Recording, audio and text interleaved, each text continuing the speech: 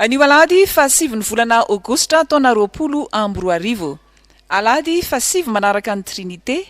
Alahady natokantsika eto amin'ny fiangonana ho an'ny Sampana Dorkasy, Alahady ny KFTM koa na ny maritiora.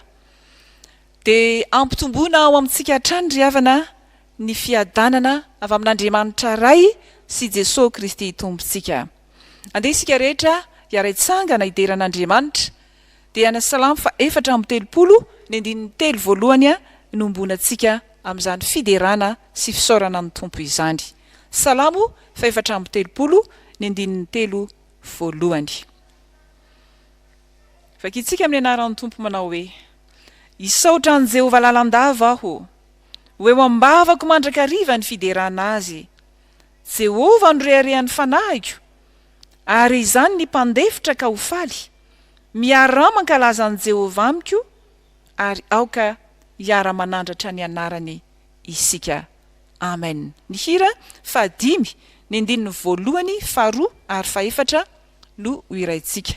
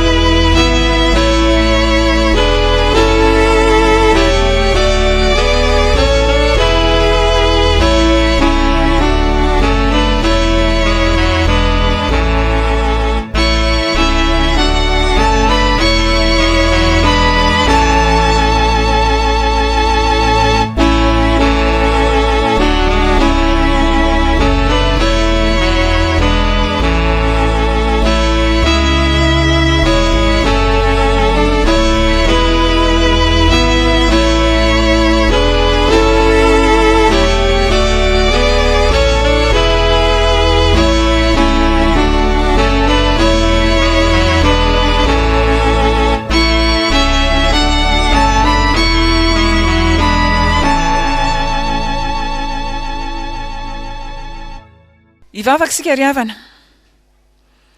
Fifaliana ho anay tokoa Andriamanitra no misaotra anao.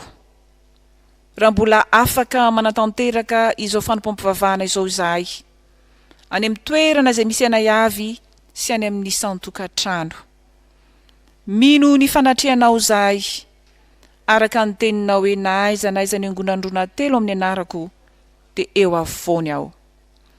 Mino ny asan'ny fananao masina koa izahay, izay anavao sy ampahery anay rehetra ijoroanay ho mahatoky eo anatrehanao. Koa omeo fomadio izay Andriamanitra, fa ny fomadio sy masina ihany no ahitanao. Ka izay lotom-pahotana rehetra tsy hafanay manatrika anao ankehitriny, na izay hota malaky mahazo zany, na ny hota tsy fantatra, na ny hota tsy na, dia afao noho ny amin'ny ran'i Jesosy Kristy. Ankehitriny dia asandratra iavo ny anaranao, fa lehibe ny famondramponao izay mihoatra lavitra noho ny fahalemenay. Koa ny dera, ny haja, ny voninahitra dia ho anao irery ihany. Amen. Petraka ny fiangonana. Tonga amin'ny fotoana isika ry havana izay anatanterahana ny anjara fotoanan'ny sekoly Alahady. Ny hira faharoa amby 7 sy 700, 2 amby 7 sy 700 ny andininy voalohany sy faharoa no ataontsika eo am-pitsanganana.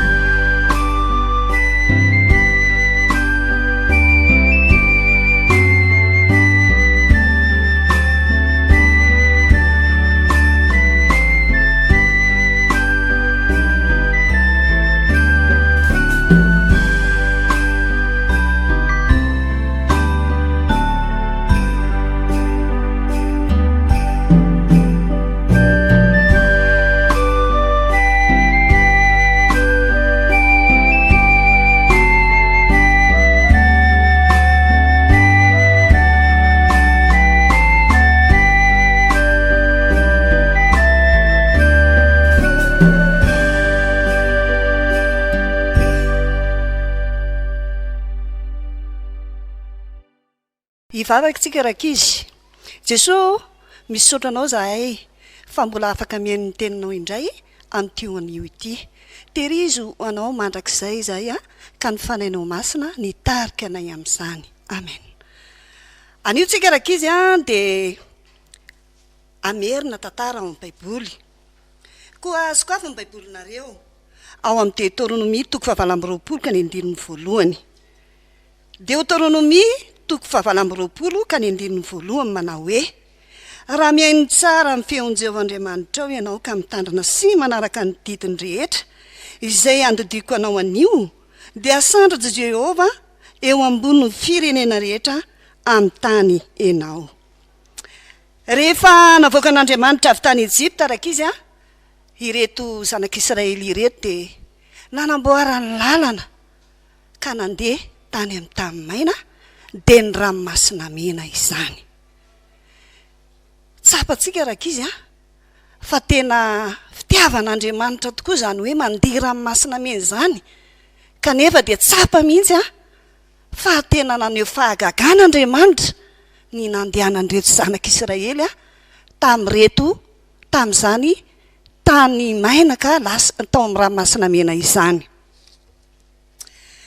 Tsapa fa Andriamanitra mihitsy no nitatana an'izy ireo, ka na dia nanao Jehovah fa ny aza farao sy ny miaramilany ny soavaliny, dia tsapa fa ny tanana maherin'Andriamanitra no miaro an'izy ireo. Ary Andriamanitra koa rakizy dia efa nanomana tany tsara sady mahafinaritra ho an'ireto zanak'Israely ireto dia ny tany Kanana izany. Melohan'ny natongavana tany amin'izany tany Kanana izany anefa dia naniraka roa lahy mba hisafy tany. Hijery ny toetany izany hoe manao izany tany izany fa voalaza aloha dia tsara izany tany izany. Rehefa tafaveriny izy mirahalahy izay ndrahana dia nanambara fa tena tsara sady mahafinaritra tokoa izany tany izany. Nisy koa anefa ireo nandeha ka niverina fa nilaza fa tena ratsy izany tany izany. Le nirahana aloha ny rakizy dia tsy iza fa i Kaleba sy Josoa. Tezitra Andriamanitra noho izany lainga nataon'ireto vahoaka izany fa hoe ratsy ny tany Kanana. Ireny mpanompon'Andriamanitra izay solotenan'Andriamanitra ny rahany ireny rakizy dia tokony hakatoavintsika ireny fa solotenan'Andriamanitra izay nirahan'Andriamanitra. Indrindra koa fa ny ray aman-dreny rehefa miteny dia tokony hakatoavintsika tsara. Tena tiantsika Andriamanitra rakizy ka mitaky atsika finoana sy fakatoavana izany. Hoy tokoa mantsy izy ao amin'ity Deutéronomia toky 7:20 ka ny 1:1 manao hoe: raha mihaino tsara ny feon'i Jehovahandriamanitra ianao ka mitandrina ny didiny rehetra izay andodiko anao anio, dia asandratra Jehovahandriamanitra ao ambony ny firenena rehetra amin'ny tany ianao. Ivavakantsika. Misaotra Jesosy fa tena mahafinaritra ny teninao ary maniraka anay hanana finoana sy hanaja ireny solotenanao izay irahanao ireny. Dia terizo hatrany zahay Tompo ho amin'ny fahatsaranao ary ny fanainao masina no ameno anay. Amin'ny anaran'i Jesosy. Amen. Andeha hoerahintsika riavana ny hira fa 7:700, 7:700 ny 1:1 sy ny 4 dia isy ny am-bavaka ary ny amaky ny soratra masina avy eo.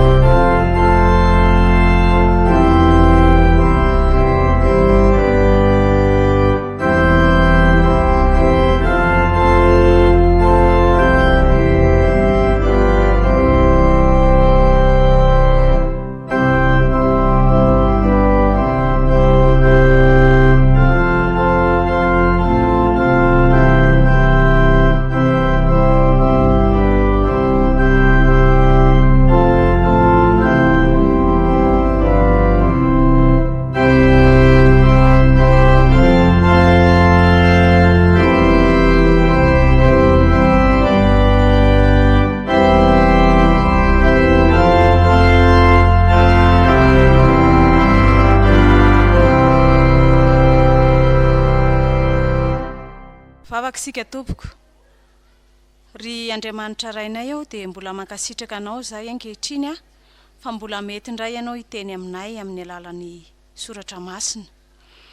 Ao ry mpanomponao izay manana anjara maka ny teninao dia mangataka ny fiasan'ny fanahy masina izay ho amin'izy ireo tsirairay avy mba izan'izy ireo mamaky tsara ny teninao. Ao koa ny mpanomponao izay nividinao manokana hitondra ny hafatra ao dia no fanahy masina no ampiteny azy satria teninao tokoa no ambara. Ny vahoakanao izay miandrandra fatratra izany teninao izany Jesosy dia ny fanahy masinao koa no angatanay hiasa amin'izy ireo tsirairay avy ka mba ho tany lonaka ny rinin'ny teninao tokoa izahay tsirairay avy ireo. Dia ny herin'ny teninao ane hanovan'ny fiainanay ka tonga anay hitoetra mahatoky anao mandra-piavin'ny fahafatesana. Amin'ny anaranao Jesosy nanaovanay mivavakay. Amen. Yaramaky sy andreny soratra masina isika. Tantara faharoa toko 720 ny andininy fafito amby folo ary atsatra amin'ny andininy faharoa amby roapolo. Tantara faharoa toko 720 raisina amin'ny andininy fafito amby folo ka hatramin'ny faharoa amby roapolo. Rehefa hitantsika rehetra dia vakina amin'ny anaran'ny Tompo. Ary rehefa maty Joiada dia avy ireo mpanapaka ny Joda ka ny ankoho ka teo anatrehan'ny mpanjaka dia niaino azy ny mpanjaka ary nandao ny tranon'i Jehovah Andriamanitra ny razany ireo ka nanompo sy ny Asera sy ny Sampy. Dia nisy fatezerana niatra tamin'ny Joda sy Jerusalema noho ny fahadisoany ary naniraka mpaminany tany aminy izy ampiverina azy amin'i Jehovah. Dia nananatra azy mafy ireo nefa tsy nety niaino izy. Ary Zakaria zanaky Joiada mpisorona notsindrin'ny fanan'Andriamanitra dia natsangana teo amin'ny avoavo teo anatrehan'ny vahoaka izy ka nanao taminy hoe izao no lazain'Andriamanitra, nahoana ianareo no mandika ny didin'i Jehovah ka tsy mahita fanambinana satria efa nahafoy an'i Jehovah ianareo dia nahafoy ianareo koa izy. Dia nanao teti-dratsy ireo ka nitora-bato azy teo amin'ny kianjan'ny tranon'i Jehovah araka ny tenin'ny mpanjaka. Toy izany no tsy nahatserovany Joasy mpanjaka ny soa nataon'ny Joiada rainy taminy fa namono any zanany izy. Ary no nefa ho faty Zakaria dia niteny hoe Jehovah ane hijery sy hamaly izao. Amen. Toizantsika ny famakiana ny teny soratra masina ry havana. Zany dia hitantsika ao amin'ny filazantsara araky ny Lioka toko faraky amby folo andininy fafito amby efapolo ka hatramin'ny faraky amby dimapolo. Lioka toko faraky amby folo andininy fafito amby efapolo ka hatramin'ny faraky amby dimapolo. Rehefa hitantsika dia raha tsika mamaky amin'ny anaran'i Jesosy. Lozanareo fa manao ny rary vato pasan'ny mpaminany ianareo nefa ny razanareo ihany namono azy. Dia vavolombelona ianareo ka manaiky ny asan'ny razanareo fa izy no namono azy. Ary ianareo kosa manao ny rary vato pasany koa izany no nanambaran'ny fahendren'Andriamanitra hoe aniraka mpaminany sy apôstôly any aminy aho ka ny sasany novonoiny ary ny sasany enjehiny mba hadinina amin'ity taranaka ity ny rahan'ny mpaminany rehetra izay nalasaka hatramin'ny fanorenana izao tontolo izao dia hatramin'ny ran'ny Abela ka hatramin'ny ran'ny Zakaria izay novonoina teo anelanelan'ny alitara sy ny tempoly. Eny, lazaiko aminareo marina tokoa fa hadinina amin'ity taranaka ity izany. Amen. Ho fanaonantsika famakiana ny teny soratra masina. Zany dia hitantsika ao amin'ny Hebreo toko faraky amby folo andininy faharoa amby telopolo ka hatramin'ny fahaefapolo. Hebreo toko faraky amby folo andininy faharoa amby telopolo ka hatramin'ny fahaefapolo. Rehefa hita dia vakina amin'ny anaran'ny Tompo. Ary inona koa no lazaiko fa ho lany ny andro raha milaza ny Gideona sy Baraka ary Samsona ary Jefta ao, Davida koa Samuel ary ny mpaminany izay nandresy fanjakana tamin'ny finoana, niasa fahamarinana, nahazo teny fikasana, nanakombona ny vavan'ny liony, namono ny fidedadedany hafa, afaka tamin'ny lelan-tsabatra, raha nalemy dia nampatanjany tonga nahery tamin'ny ady, dia nampandositra ny miaramila amin'ny firenena hafa.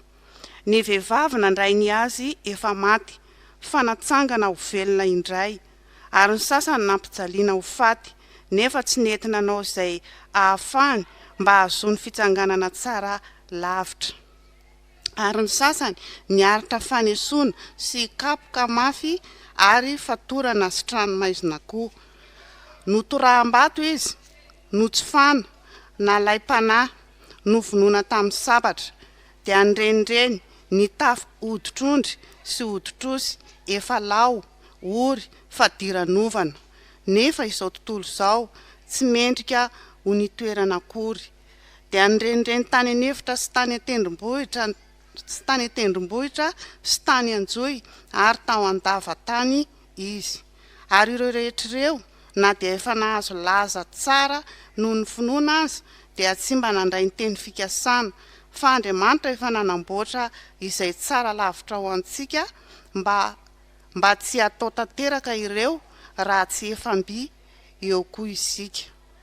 Ray masino, manamasinana amin'ny fahamarinana, ny teninao fahamarinana. Amen. Iaraitsangana sika anao nira fa 420 melohan'ny andrenesantsika ny afatry ny tompo. 420 eo mpitsanganana.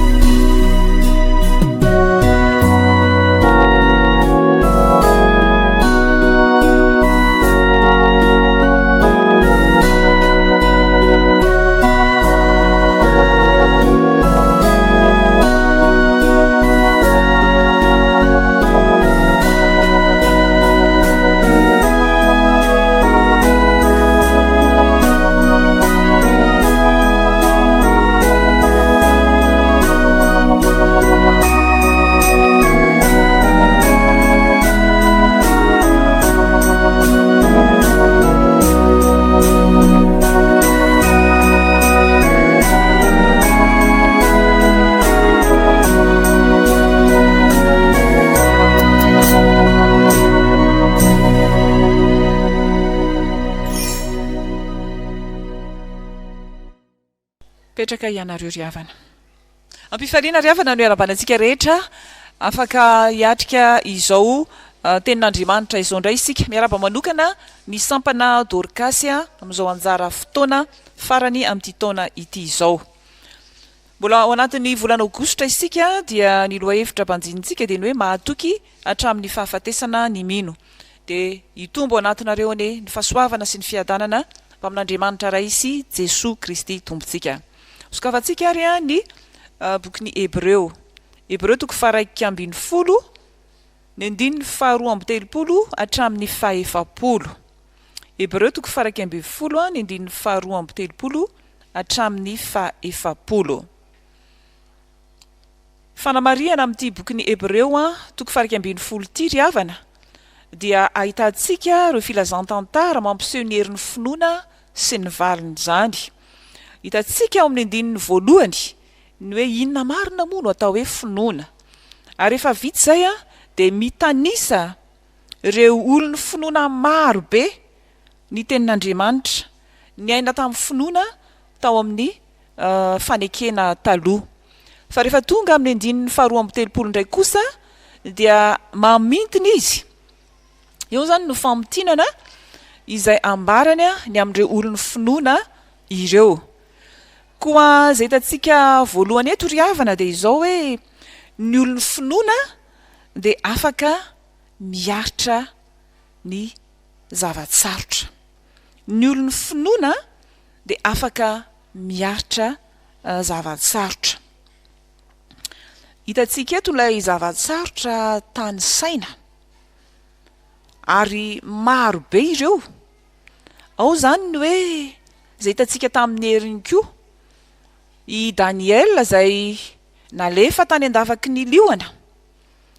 Nisy ihany koa ireo niaran'ny fizaham-toetra samihafa, ny fampijaliana ho faty. Tao ihany koa ny natao sorona, notoraham-bato, nokapohina, nesohina, notsofana, nalaim-panahy, novonona tamin'ny sabatra sy ny sisa zany hoe misy ady zay atrehana ny olon'ny finoana. Ry havana malala, afaka niatrika izany izy satria niaraka tamin'ny tompo.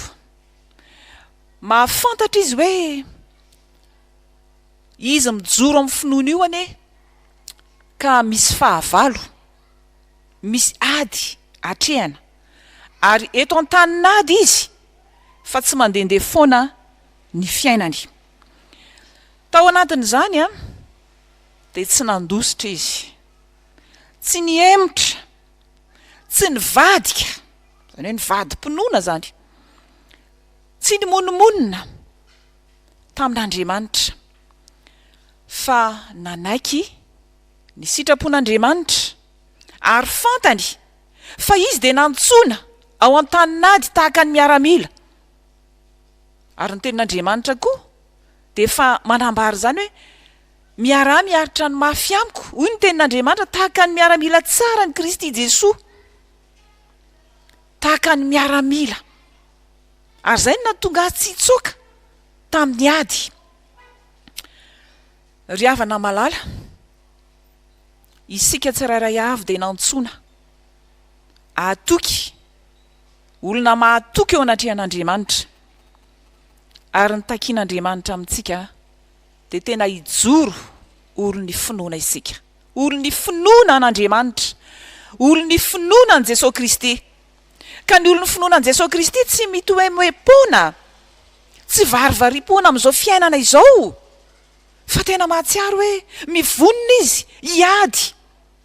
Ary ao anatin'izany ady tsara izany dia mijery an' Jesosy Kristy izy, mijery an' Jesosy Kristy, ilay tompon'ny finoana sy mpanefizany. Ary zany mihitsy no tantarain'ny Hebreo ihany koa rehefa nampahery sy nananatra izy amin'ity Hebreo toko fa 12 ity indray eo ambany eo hoe mijery an' Jesosy Kristy tompon'ny finoantsika sy mpanefa azy, naharitra ny azo fijaliana fa tsy nitandro enatra. Ny olon'ny finoana zany sady mijery an'i Kristy izy, mahafantatra izy hoe miaramila, manaraka ny dian'i Kristy izy, ary misaina mandrakariva izay nataon'i Jesosy Kristy. Fa i Jesosy Kristy io ihany koa izay arahana dia efa niatrika zavatsarotra. Ary tahaka an'izany koa na dia i Zakaria aza izay hitantsika tany am-bokin'ny tantara teo, i Zakaria izay tonga hatrany amin'ny fanenjehana, fahafatesana mihitsy aza, fa niaritra an'izany izy nijoro izy, tsy nivadika izy, tsy niemotra izy tao anatin'izany rehetrarehetra izany.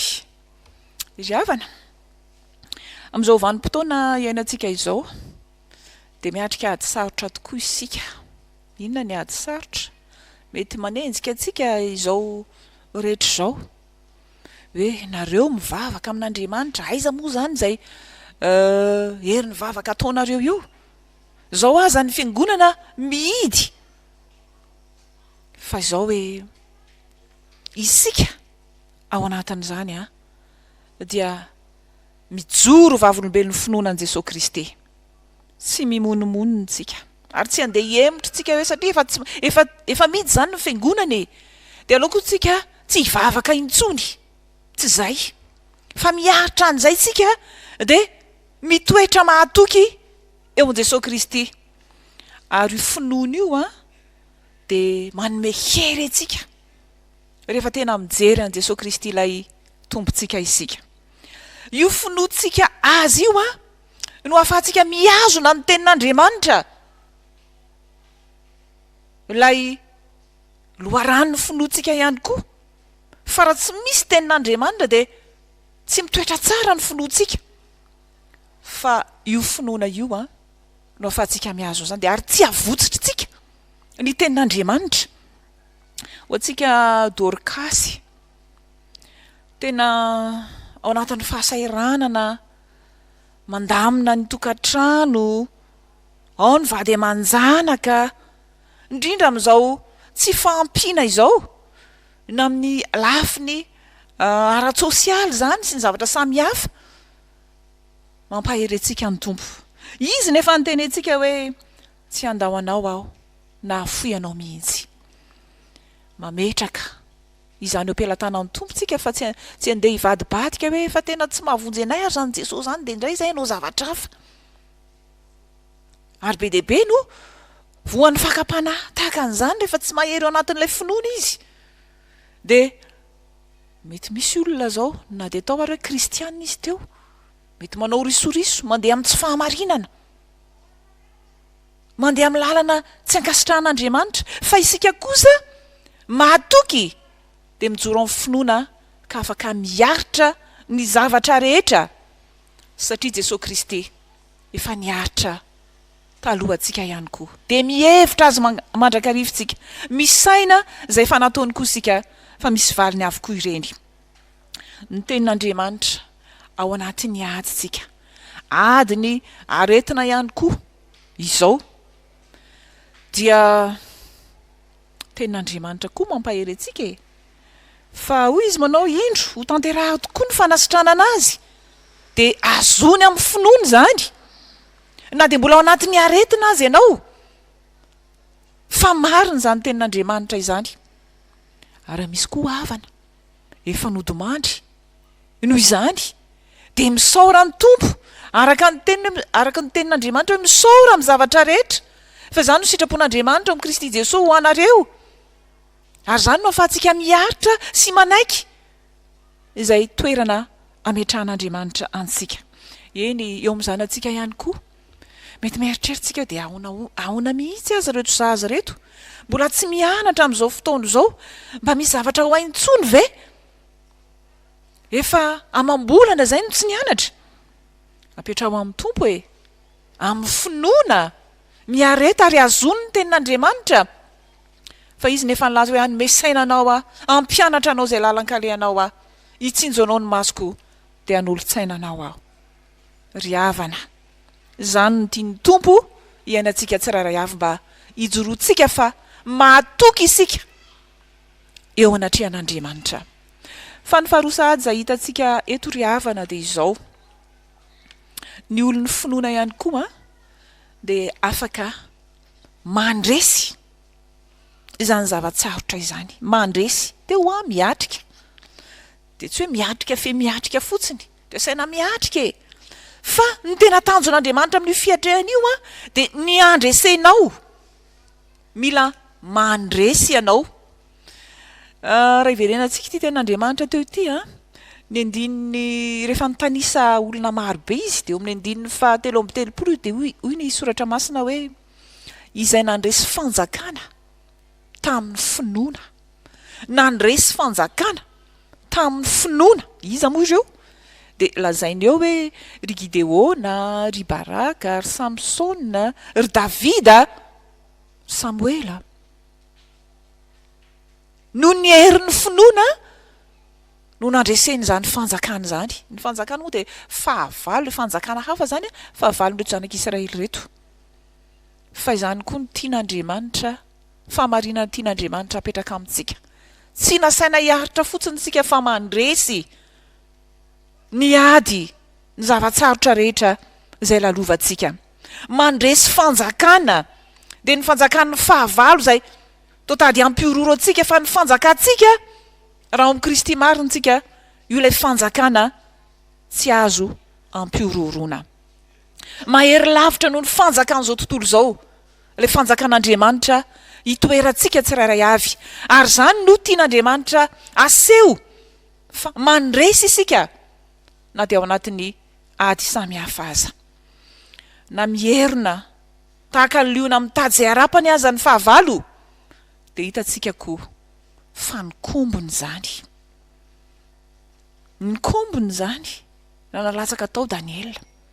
Mandresy ny herin'Andriamanitra, tiany aseho ny voninahitr'Andriamanitra. Fa velona io Andriamanitsika io, miasa io Andriamanitsika io. Ka ny olon'ny finoana, rehefa tena manana finoana ny Jesosy Kristy izy, de mifandray amin'io Jesosy Kristy inony io izy.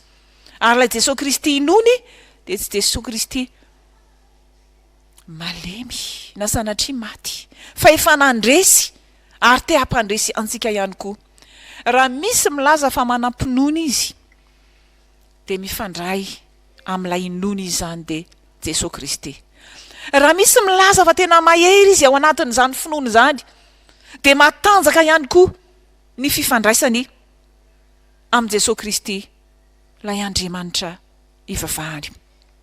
Ary ny herin'i Jesosy Kristy io no heriny fitaovana ihany izy fa Jesosy Kristy nefa miasa ao anatin'izany araka ny tenin'ny tompo manao hoe izao no hiady ho anareo fa ianareo angina. Zany hoe ianareo mivavaka tsara, mifandray amiko tsara de izao no hiady amin'izany fahavalo zany. Olona finoana, olona ao mifanjakan'Andriamanitra izy, miombi-piainana am' Kristy izy, mandresy izy. Ary ao anatin'izany fandreseny zany no anehoany ny voninahitr'Andriamanitra. Fa Paoly apôstôly koa efa nilazantsika tamin'izany fa manoatra no ny mpandresy isika e. Manoatra no ny mpandresy isika.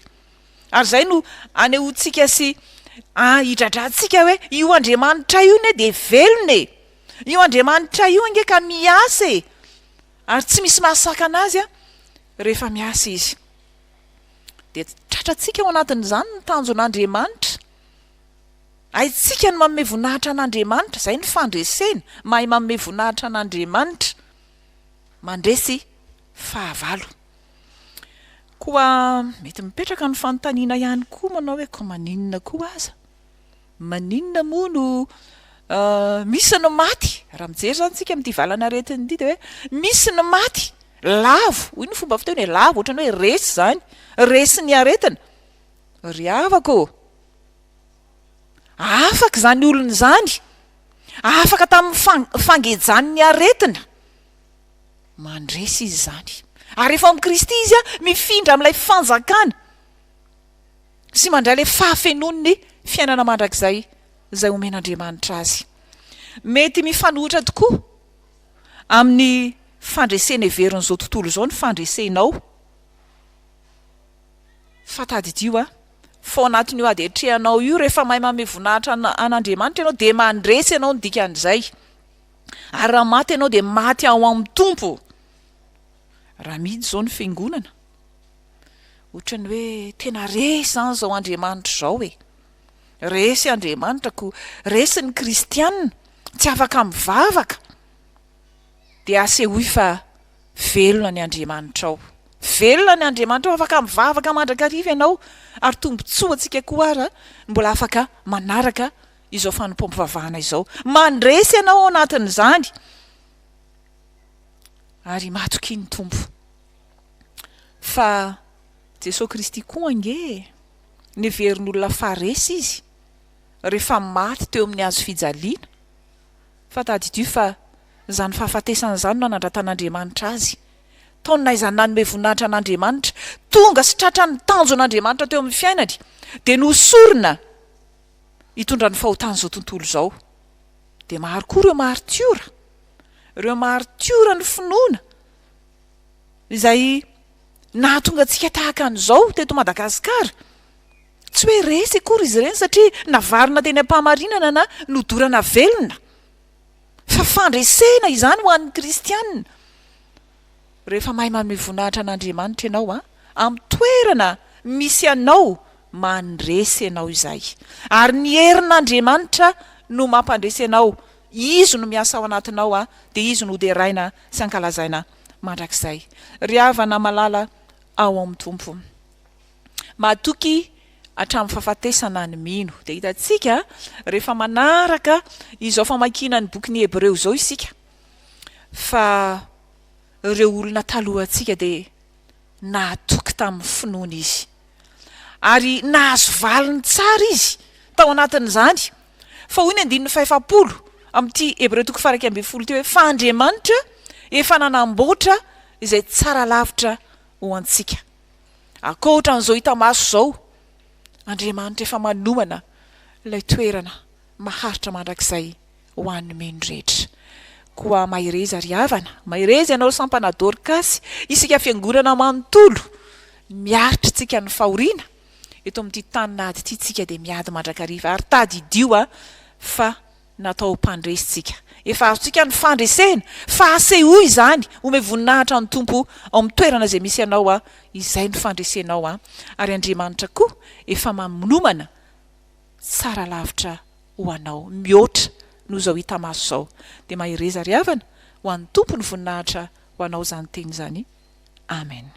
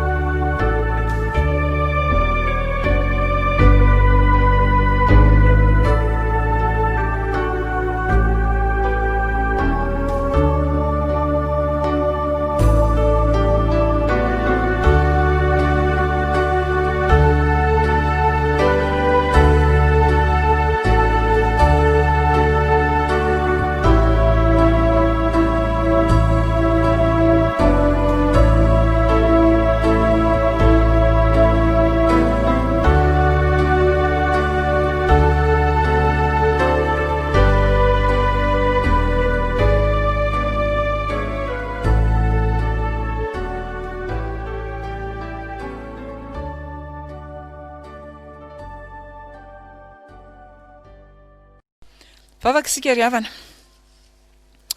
Tompo Andriamanitray, raha ny amin'ny alalan'i Jesosy Kristy ianao, faly izay misaotra anao satria mbola afaka mandre ny teninao, mahafantatra ny sitraponao fa eto an-taninady izahay nantsoina ho miaramila tsara anao Jesosy Kristy, hiaritra fahoriana, hiaritra zavatsarotra samihafa, ary misaotra satria maro be ireo olony finoana izay teo alohanay nandresy tao anatin'izany, ary indrindra ianao Jesosy Kristy ilay tomponay,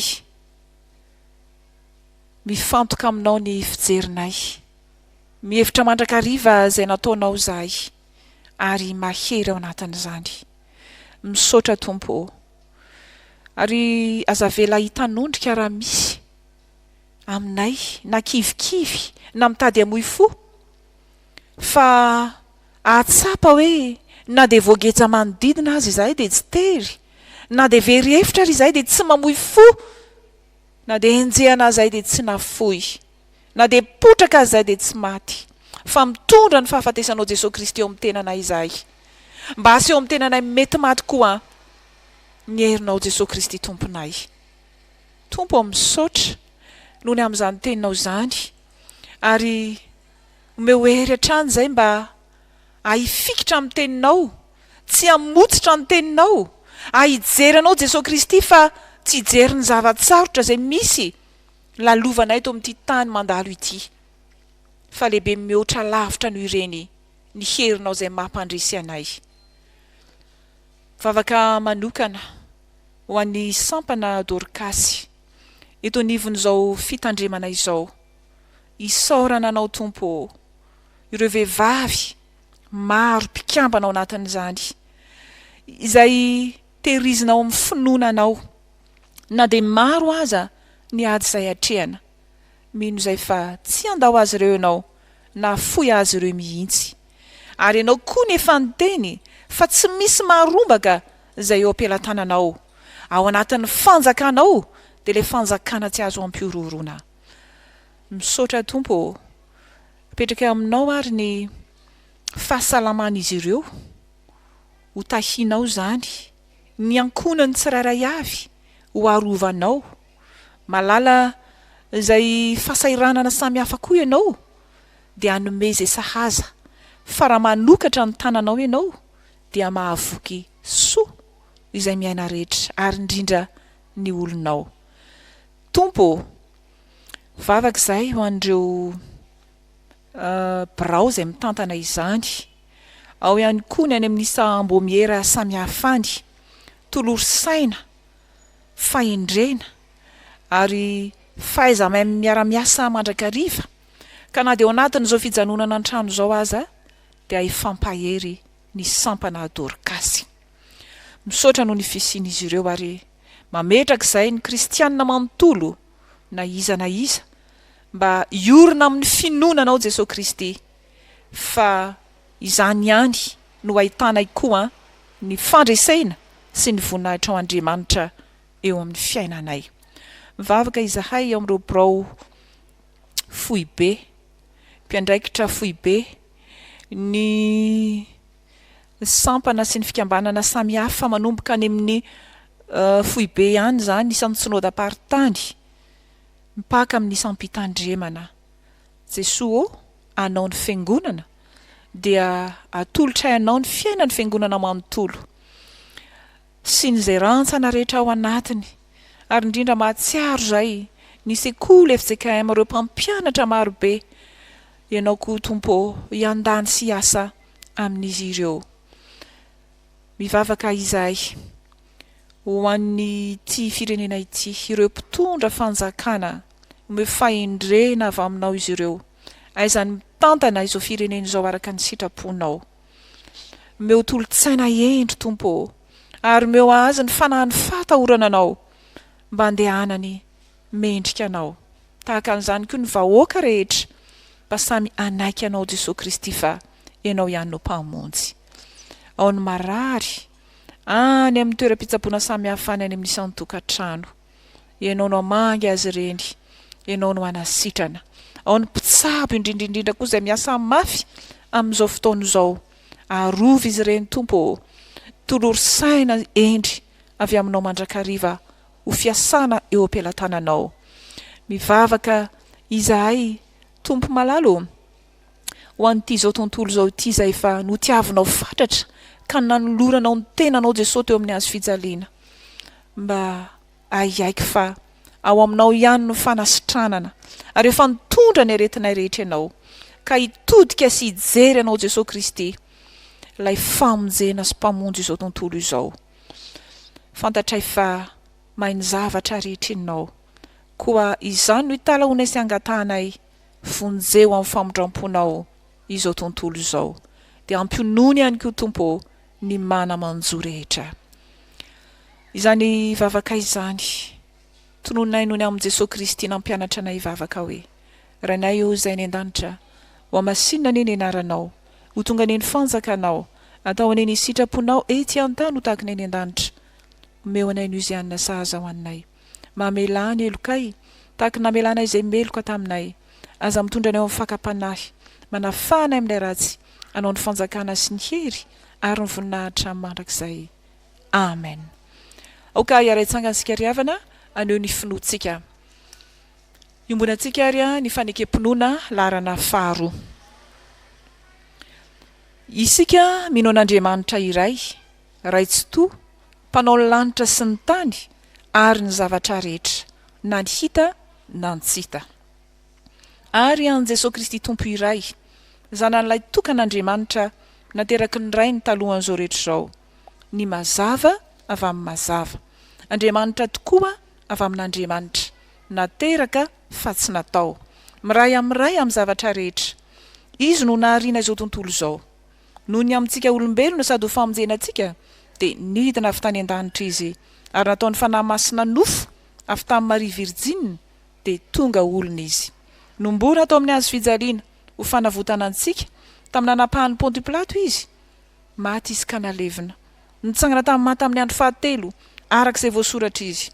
Niakatra ho any an-danitra izy, ary nipetraka ao ankavanan'Andriamanitra ray. Avy any no hiaviny indray amin'ny voninahitra, hitsara ny velona sy ny maty, ary mandrakizay ny fanjakany. Isika mino ny fanahy masina, tompo sady mpanome aina, izay avy amin'ny ray sy ny zanaka, ka hitsaona sy ankalazaina miaraka amin'ny ray sy ny zanaka. Izy dia niteny tamin'ny vavam-paminany. Isika mino ny fiangonana iray, miorina amin'ny fanambaran'ny apôstôly ary manerana izao tontolo izao. Isika manaiky ny batisa iray, ho famelan-keloka sady manantena ny fitsanganan'ny maty ary ny fiainana mandrakizay. Amen. Petraka ny fiangonana. Tonga amin'ny fotoana hanambarana raran'Andriamanitra isika riavana, dia hitsangana ny tompona anjara amin'izany.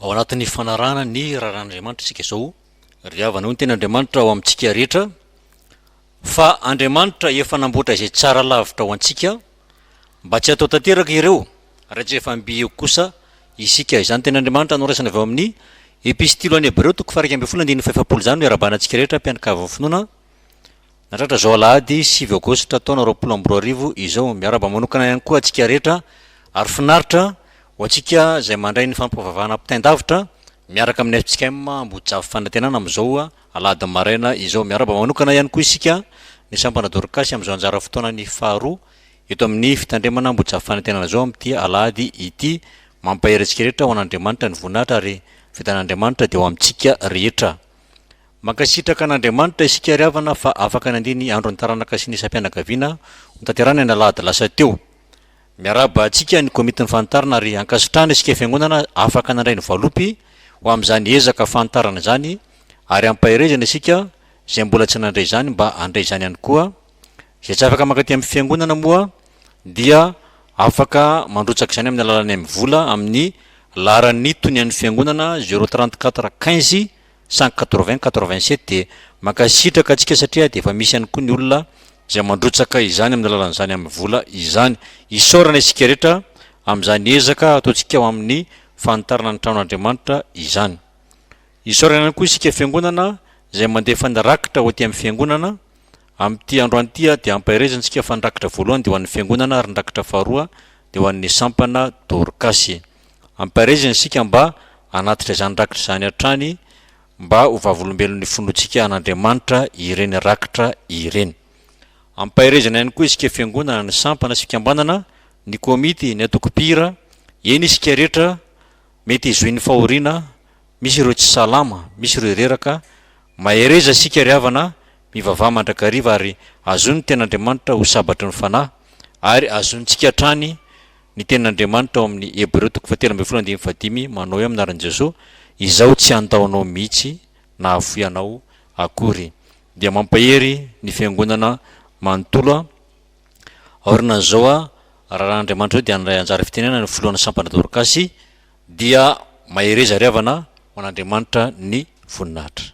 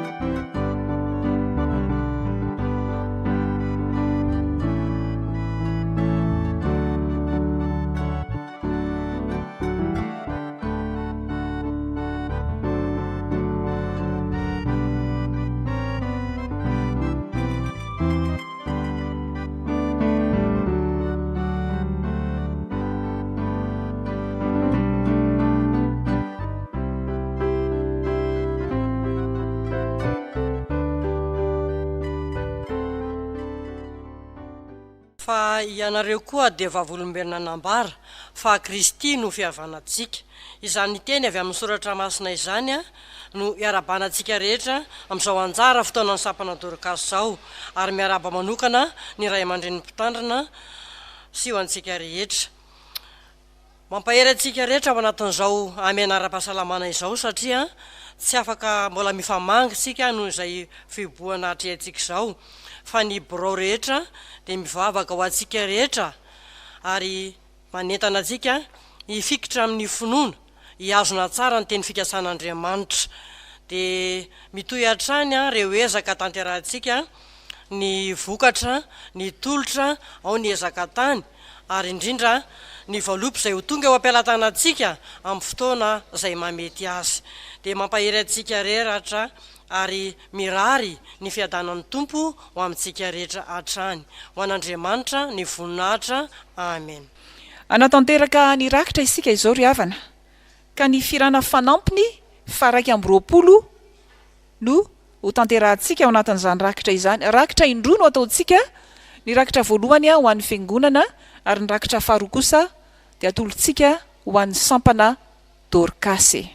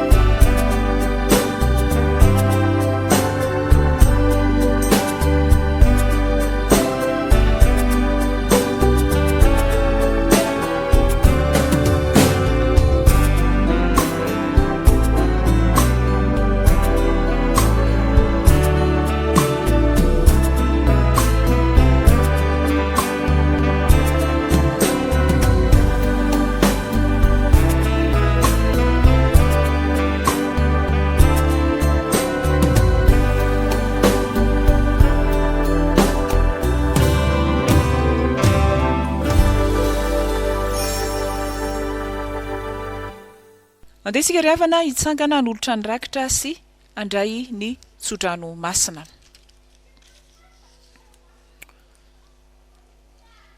Misaotra tompo noho ny fahatokisanao anay. De nomenao vola izay mba ho tantanana. Ary isan'izany tao anatin'izany no ahafahanay nanolotra ho anao. Na de verina ho kely azy zany dia fantatra efa lehibe eo aminao satria amin'ny finoana amin'ny fitiavana anao no nanoloranay. Raha isy tompo ho voninahitra ao Andriamanitra atanteraka ny asa izay kinendrinao eo amin'ny Sampana Dorkasy sy eo amin'ny fiangonana manontolo.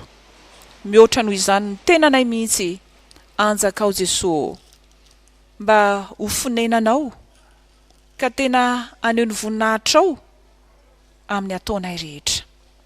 Ankehitriny aza hiatrika andro vaovao indray izay herinandro vaovao tanterao aminay rehetra tompo nitsodrany masina atolotra amin'ny finoana.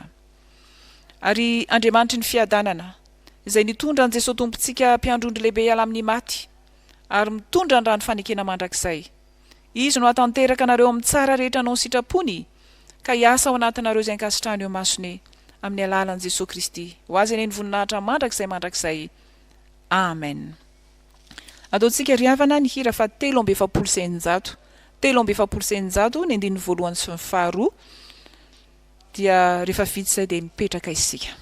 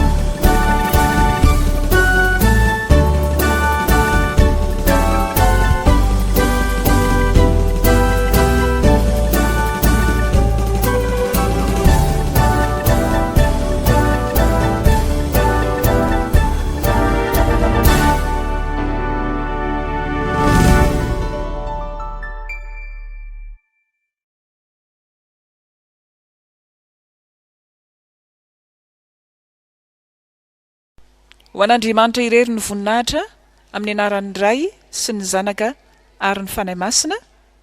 Amen.